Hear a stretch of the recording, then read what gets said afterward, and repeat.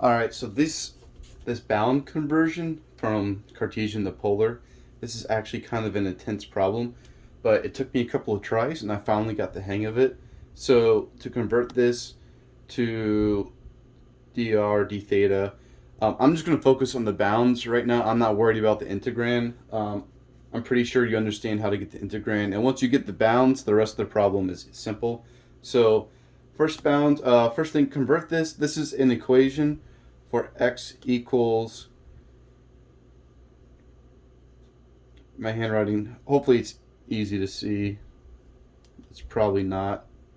All right, so x equals this equation. We want the equation to look like a x squared plus y squared. So you can, let's see, you get the x squared. We're going to take away that radian. All right, log of 2 squared minus squared y. Minus y squared. We're going to put this here.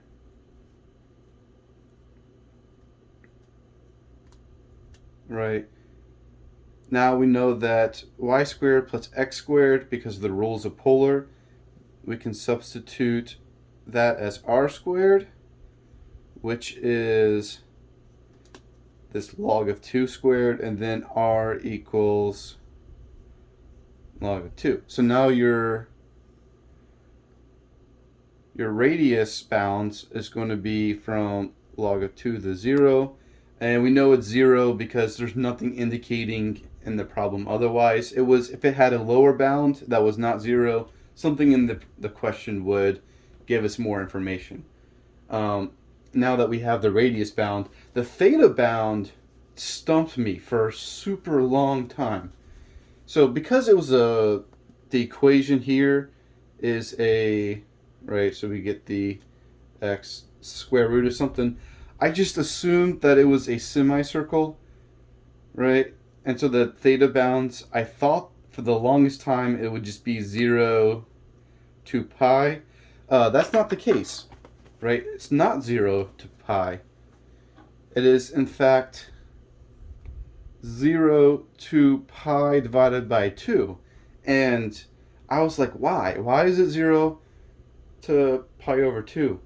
And it turns out the reason is because if you look at the bounds in the Cartesian, x and y only start at 0.